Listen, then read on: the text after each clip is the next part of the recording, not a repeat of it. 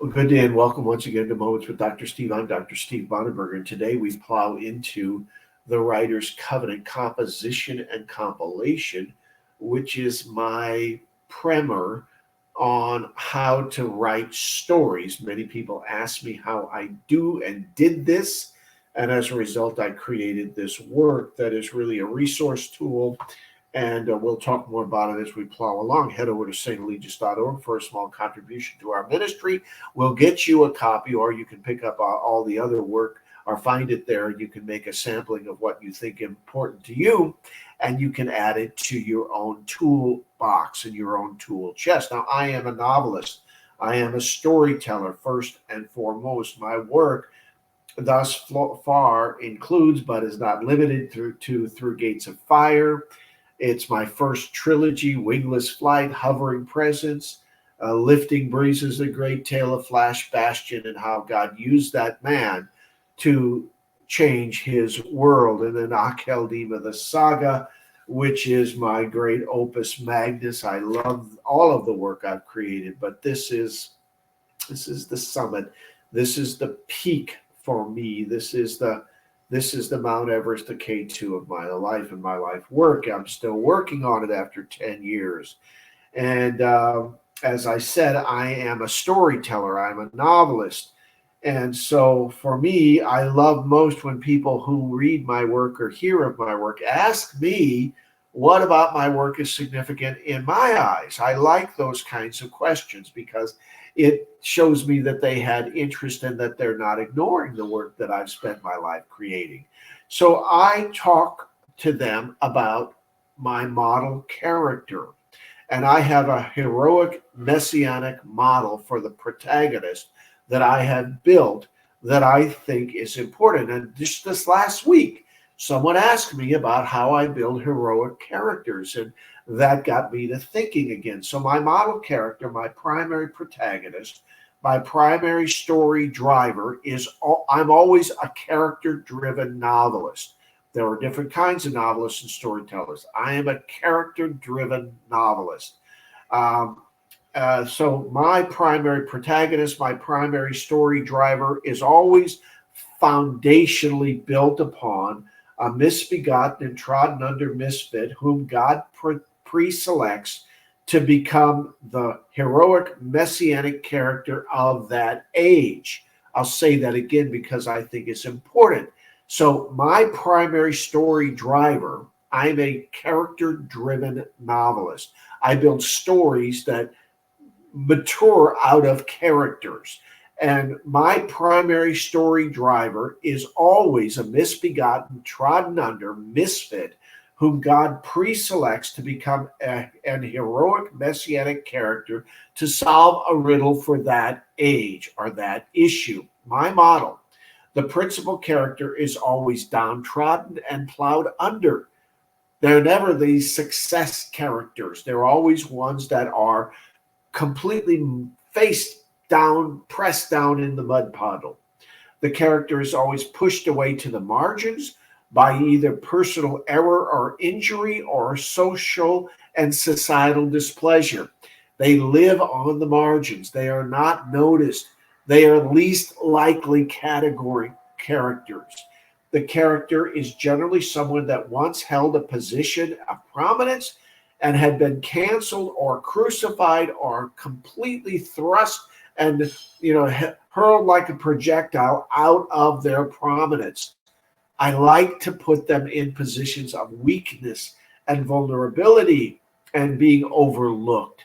The character is generally someone who is living their worst life at the moment when God comes, and in the most unlikely of manners and in the most unlikely of times, taps them on the shoulder and says, your turn. And they are always surprised, and they're always befuddled, and they're always completely wary of this tap on the shoulder. The character is generally furtive in that their past sins are so oppressive within the corridors of their minds that they think any kind of reinvention and reacceptance and reworking into some kind of functional societal form is not just out of the question, it's impossible.